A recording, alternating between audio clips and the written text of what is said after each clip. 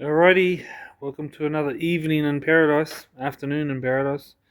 What you see here is my old exhaust system that was too loud, as we were talking about the last time. I've cut the end of it off because I've reused it. So this is where the turbo was, straight out of the turbine housing, straight through 4 inches, internal louvers that didn't seem to really scrub off much sound at all, if anything. This little one here was for the wastegate, and so yeah. Anyway, so we've even with a butt plug up it still didn't really scrub off much sound, and it was obnoxiously loud. So what we have here is rubbish. So what I've done is I talked about last time. I hope the sound's alright on this. My microphone died, so anyway. So this absolute monstrosity here is, yeah, it's a monstrosity. What we have here is my version 2 of my exhaust system. It is hopefully the best of both worlds. Well, I'll get it put on and we'll get it sorted. What we have here is this is where the turbo outlet is, a 4-inch straight pipe off the turbo, no mufflers whatsoever. It has a E-cut exhaust valve, whatever you want to call it, exhaust cut, and it is vacuum operated, not boost operated, not electric operated. It is vacuum operated. It's just what I could find in the 4-inch size, and so when it is open, as it is now, it is a straight path from turbo out to the ground behind the car. And when it is closed, obviously the exhaust has to go down. It can't go through the valve. It's got to go up through the resonator around this very aerodynamic U-bend I've made.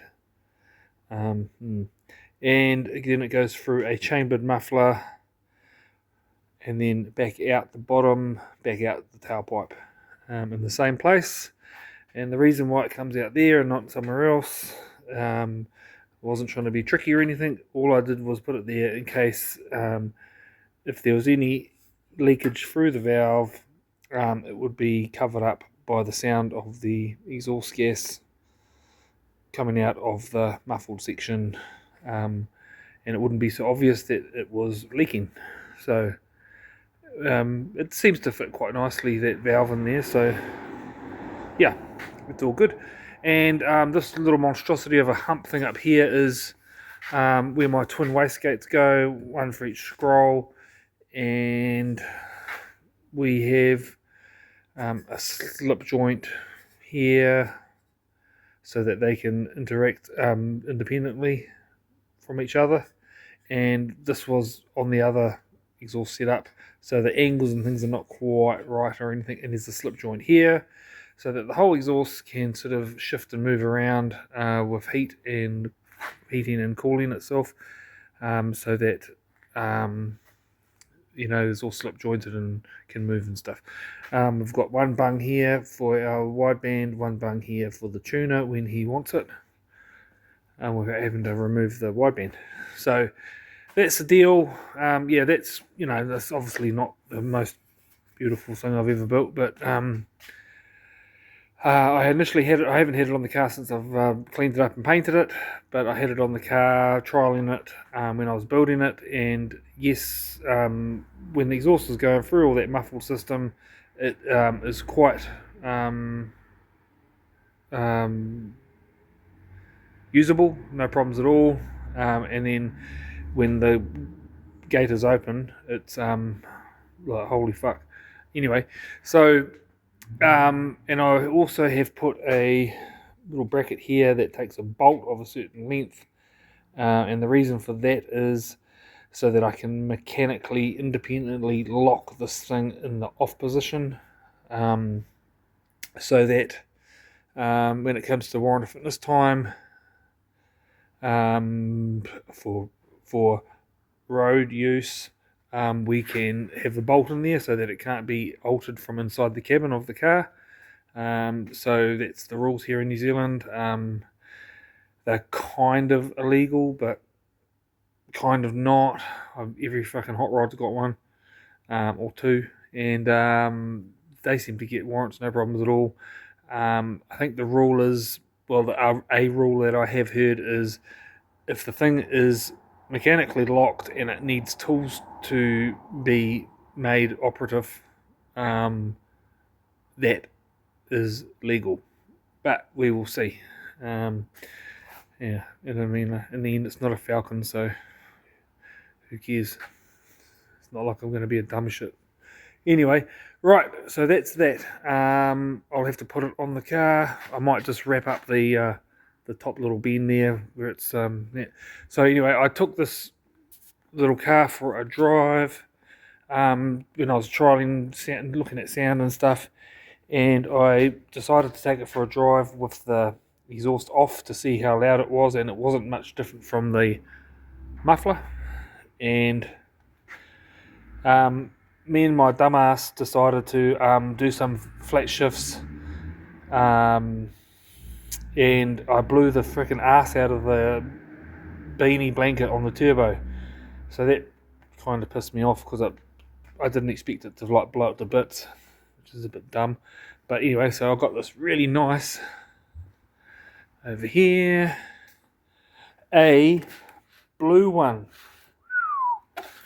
Anyway, right, as for the controlling the back over here, as for controlling the flapper, it is vacuum operated. When vacuum goes on, it shuts, and when it goes on to boost, it's supposed to open. But the problem is, when you start the car up, it shuts itself, it's all good, but when you actually free rev the engine, it will open, close, open, close, open, close. It's that quick to react to zero vacuum. Not even on boost, just zero vacuum, it will open. And when you're accelerating down the road, driving moderately, it will still pop open, which is no good because it's still loud as hell. The only time it's closed is when it's actually idling, or if you're in a steady state cruise. So it still can be quite obnoxious when you're just trying to drive around normally. So what I've done is I have got a solenoid valve over here, just a normal generic VSV solenoid valve, and I'm going to sort of do an electric over hydraulic, electric over a vacuum, I should say, setup. I have had my plenum off, and I've put a micro switch on here, which I'll just change hands here. So what I've got here is a little micro switch. When it hits full throttle, it activates the micro switch, and I'll use that to then run the VSV solenoid, which will then dump the vacuum off the exhaust valve in the exhaust and open it up. So that way there we will have only a straight exhaust when we have full throttle. So that's sort of like automatic mode, and I think what I might do is put a little secret switch somewhere on the dash there, so I can manually open it as well if I want to, which is kind of illegal, but I'll have the bolt in it when I'm driving around the street, so that won't ever happen. Anyway, so that's cool. So I had the plenum off this thing to do some mucking around. I've done a few little jobs. I have run a heater line down the car to the heater system and done a bit of work with the heater. So we've got a heater system that's working now, which also acts as a bypass circuit for the engine when it's coming up to temperature, circulates the coolant around the engine block. Initially I did have it just circulating through this bottle system, through the bottle, but I don't think the hose diameters were big enough, and it was doing a couple of little funny things with the temperature when you were cruising and low speeds. It would start to get warm, but not really. Then you rev it up a little bit and it would cool down again really cold. So it was doing all sorts of funny things. And the only thing I come up with was that I in my simplified cooling system that I tried to do, it was trying to bypass through these little tiny hoses here, whereas on the original engine setup they bypass a few different ways. They bypass through the heater system, which are big lines. They bypass through the oil cooler system, which is biggish, not as big as them, but just about as big. And they bypass somewhere else too. But anyway, so I've put a bypass system in it for the heater circuit. So now I have coming into winter here, we have a heater circuit that will work, which would be good. And we also have our coolant circulation bypass system working on the engine block. That's cool. And also, and another little thing, I put another pipe in here. You can just see it there. Alright, sorry I got interrupted by dirty old V8. Anyway, yeah, so I've put you can't see it now, it's got dark because it's coming right into the evening here now. But we've got a, what do you call it, a air bypass that works on temperature, so that the thing will, so the car will suck extra air when it's cold, and it all works. Shut up.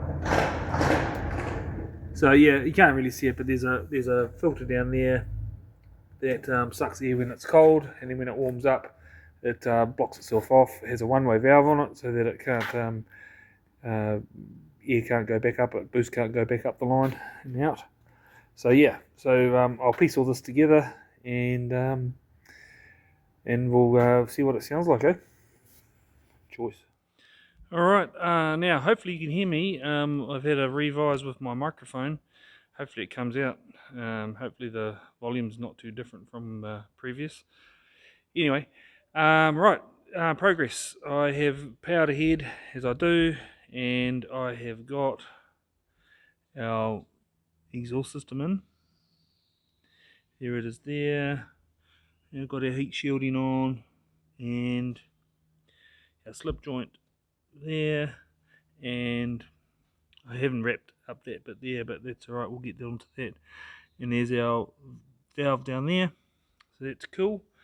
And we're all set to go, sensors are in, and I'll show you what we've got here. So we've wired up our throttle switch so that the thing can open up at full throttle.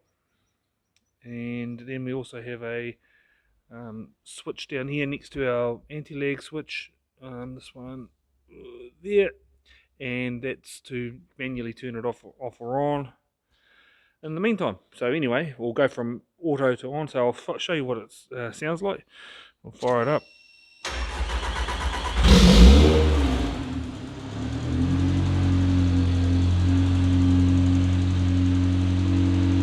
So we've got still a loud car, but it's not as loud as it was. I can switch it on.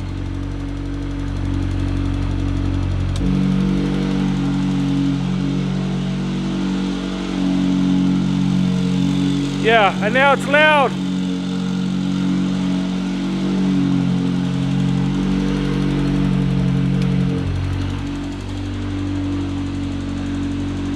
So yeah, and when they hit full throttle, it'll do this. Obviously I'm not going to give it full throttle now.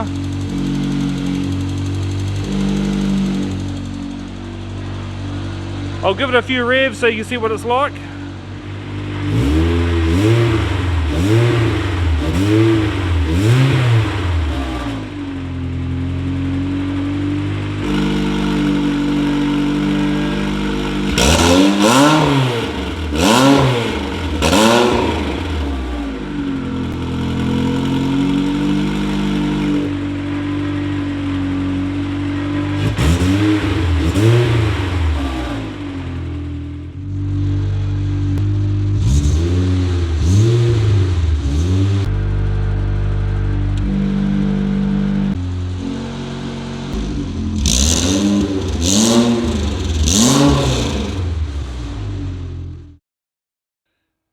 so as you can see, that there's definitely a difference there in terms of sound output, which is what we want.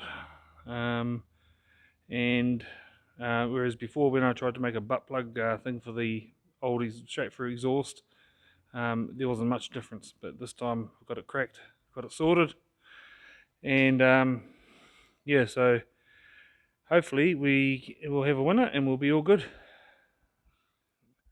Alright, so there you go. I might wrap this video up now, it's long enough, and I'll put the lid back on top there and get the roof back on. Looks like it may possibly rain today, so I'm going to take it for a little drive and make sure the heater circuit and everything's working, and I think I'll see how it goes. But that's going to be a wrap for this video.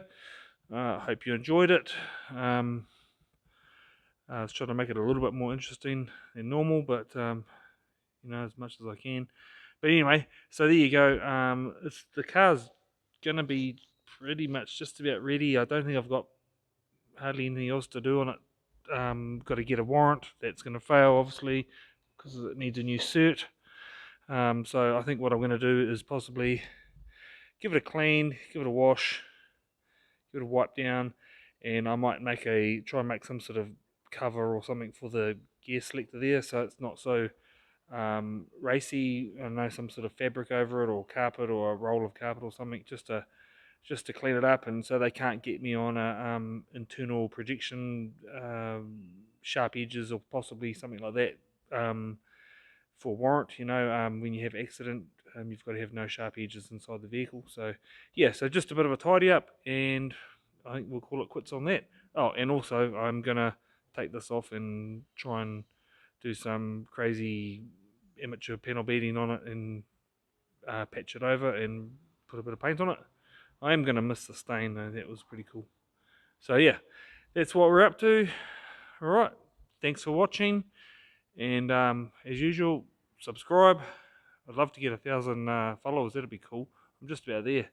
So cool, let's do it. Thanks a lot. See you next time. Bye bye.